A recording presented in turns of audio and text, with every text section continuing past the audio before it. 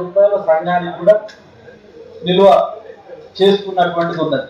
ఆ సందర్భంగానే సభ్యత్వం కూడా చేర్పించింది. మీరు చూడండి, మిగతా వాళ్ళు తర్వాత వచ్చినాయి కానీ ఆ సందర్భంగా సభ్యత్వం కూడా వచ్చింది. మళ్ళీ ఆ జిల్లా వాళ్ళే క్యాలెండర్ కూడా కొట్టిస్తున్నాం. మిగతా జిల్లాలు చూస్తే ఎక్కడైతే అవి చేయలేదో ఆ మిగతా కార్యక్రమం అనేటువంటిది డబ్బులుంటేనే ఇలా. ఇప్పుడు 67 ఏళ్ళు అయిపోయింది, మళ్ళీ 67 ఏళ్ళు కాబట్టి కొత్త కార్యక్రమం ఏమన్నా చేద్దాం కానీ అది మీరు చెప్పేటప్పుడు అది కూడా చెప్పండి. అట్లాగే సభ్యత్వము ఫండ్కు సంబంధించినటువంటిది కూడా మీరు చెప్పేటప్పుడు చెప్పండి. వెంకటేశ్వర్లు టోటల్ గా వచ్చింది చెప్పాడు. అట్లాగే ఆర్థికము రాష్ట్ర కేంద్రము జిల్లాలు ఇవన్నీ కూడా గత సమావేశంలో ఇక్కడే అనుకున్నాం. మరి రాష్ట్ర కేంద్రానికి మీరు ఇవ్వాల్సిన డబ్బులు జిల్లాలు బాకీలు ఉన్నాయి, ఆ బాకీలు ఉన్న వాళ్ళంతా ఇవ్వాలన్నాం. అప్పుడు ఏమన్నారంటే మేము పోగానే జిల్లా సదస్సులు పెడతాం, జిల్లా సదస్సులు పెట్టి డబ్బులు వసూలు చేస్తాం, వసూలు చేసి మీకు ఇస్తామని చెప్పి అన్నారు. మరి సదస్సులు పెట్టలేదు కాబట్టి మేము ఇయ్యలేమంటారా, లేకపోతే ఏదో ఒకటి బాకీలను చుక్తా పాతది ఏదో ఒకటి చేయాలి. సగం మళ్ళీ ఈ సంవత్సరం కూడా బాకీ లేనిది అనేటువంటిది మళ్ళీ అడిగిపించుకోకుండా దీంతున్నది ఈ రోజు క్లోజ్ చేస్తాం అనేటువంటి పద్ధతిలో మాట్లాడితే బాగుంటది. ఈ 2025లో కూడా బాకీల ముచ్చట వద్దు. ఎందుకంటే ఈరోజు తెలంగాణ కల్లుగీత కార్మిక సంఘం రాష్ట్ర కమిటీ సమావేశం సుందరయ్య విజ్ఞాన కేంద్రంలో నిర్వహించాం. రాష్ట్ర నలుమూలల నుండి అన్ని జిల్లాల అధ్యక్ష కార్యదర్శులు, రాష్ట్ర కమిటీ సభ్యులు, ఆఫీస్ బేరర్స్ ఈ యొక్క సమావేశానికి రావడం జరిగింది. రాష్ట్రంలో ఉన్నటువంటి గీతా కార్మికుల యొక్క సమస్యలని ఈరోజు చర్చించాం.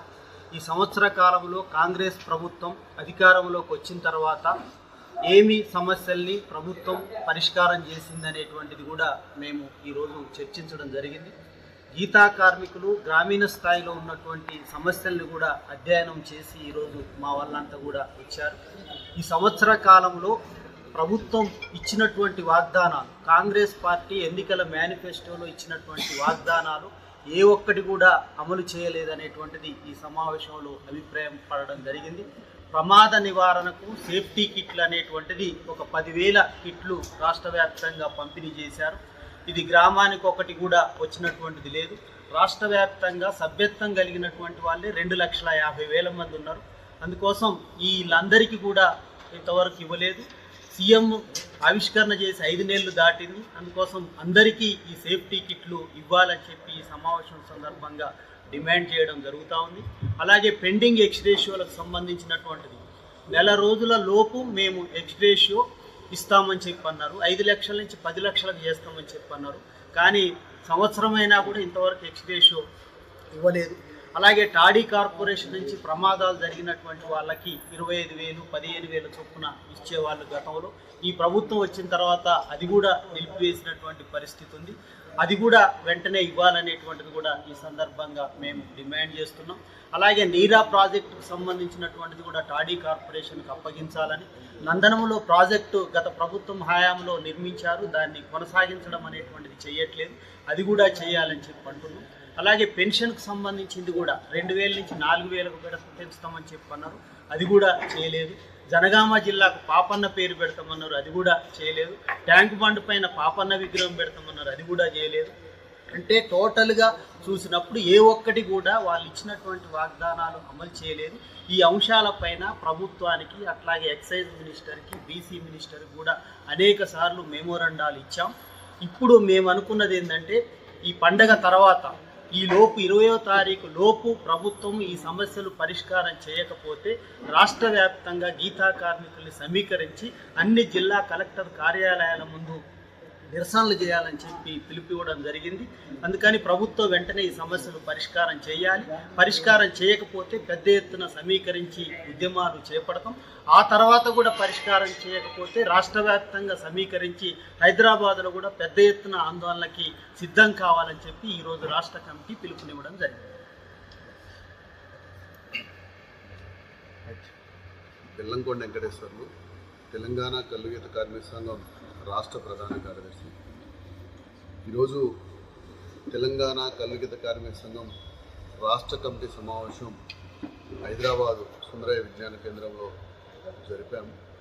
ముఖ్యంగా రాష్ట్రంలో ఉన్న నలుమూలల జిల్లాల నుండి జిల్లా అధ్యక్ష కార్యదర్శులు, రాష్ట్ర కమిటీ సభ్యులందరూ కూడా ఈ సమావేశానికి రావడం జరిగింది.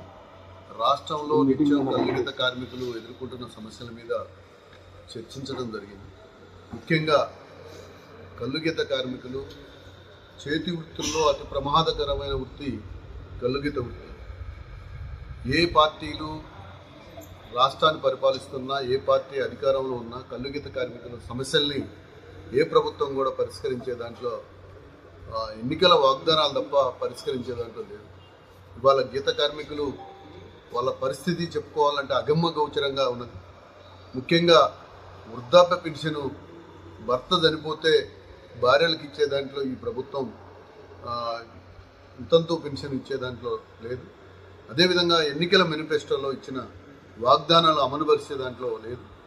గత 5 దఫాలుగా ఇప్పటికీ పలుమార్లు రాష్ట్ర నాయకత్వం, క్యాబినెట్ మినిస్టర్లు, ఎక్సైజ్ మినిస్టర్ గారికి, అదేవిధంగా రవాణా శాఖ మంత్రి పొన్నం ప్రభాకర్ గారికి, గ్రామీణాభివృద్ధి శాఖ మంత్రి సీతక్క గారికి పలుమార్లు రాష్ట్ర నాయకత్వం గీత కార్మికులు ఎదుర్కొంటున్న సమస్యల మీద వినతి పత్రాలు ఇవ్వడం జరిగింది. కానీ పరిష్కరిస్తూ ఉంటున్నారు, ఇంతవరకు పరిష్కరించే దాంట్లో లేదు. ఇవాళ ఏజెన్సీ ప్రాంతాల్లో 170 యాక్ట్ ప్రకారం ఇవాళ వృత్తి చేయకుండా అక్కడ సంక్షేమ ఫలాలు, అక్కడ వృద్ధాప్య పెన్షన్ గీత కార్మికులకు రాకుండా, ఎక్స్పీఎస్ రాకుండా ఇవన్నీ జరుగుతూ ఉన్నాయి. అదేవిధంగా చెట్లని రక్షించే దాంట్లో ఇలా రియల్ ఎస్టేట్లు కానీ, అదేవిధంగా భూమి సదును పేరు మీద అనేక రకాల మిషన్లతోని కొట్టేస్తూ ఉన్నారు. ప్రకృతిని కాపాడాల్సిన ప్రభుత్వాలు ఇవాళ కాపాడే పరిస్థితి లేదు. వృత్తి కళ్ళు అంటే ఈ ప్రకృతి పానీయం. ఇవాళ గ్రామీణ ప్రాంతంలో కానీ, పట్టణ ప్రాంతాల్లో కానీ ఎక్కడైనా కార్పొరేట్ సంస్థలు నీళ్ళని ఫిల్టర్ చేసి చేతి ద్వారా వేలాది రూపాయలు, కోట్లాది రూపాయలు సంపాదిస్తూ ఉన్నారు. ఇక్కడ కింది భూమి నుంచి 20 అడుగులు 30 అడుగులు ఎత్తున ఉన్న తాడి చెట్లు ఇవాళ ప్రకృతి పానీయాన్ని, దేవతలు తాగిన సురాపానాన్ని ఇవాళ ప్రజలకు అందిస్తూ ఉన్నారు. ఒక ఆయుర్వేదిక మెడిసిన్ యొక్క కళ్ళు నీరా ఉన్నది. కానీ దాంట్లో ప్రభుత్వం ప్రచారం చేసి కళ్ళుకు మార్కెట్ కల్పించే దాంట్లో కూడా ఈ ప్రభుత్వాలు వెనకబట్టి ఉన్నాయి. ఇవి తక్షణం గీత కార్మికులు నిత్యం ఎదుర్కొంటున్న సమస్యల మీద 22 డిమాండ్లని తీర్మానం చేసి మేము రాష్ట్ర ప్రభుత్వం ముందు ఉంచినాం. ఇవి ఈ నెల 20వ తారీఖు పరిష్కరించకపోతే మేము రాష్ట్ర వ్యాప్తంగా రాజకీయ పార్టీలకు అతీతంగా అందరినీ సమీకరించి కల్లుగీత కార్మికుల సమస్యలు పరిష్కరించేందుకు పెద్ద ఎత్తున పోరాటం చేయడానికి సంసిద్ధంగా ఉండటానికి పిలుపునిస్తా ఉన్నాం. తక్షణమే ప్రభుత్వం ఈ సమస్యల్ని పరిష్కరించాలని చెప్పి మేము డిమాండ్ చేస్తాం.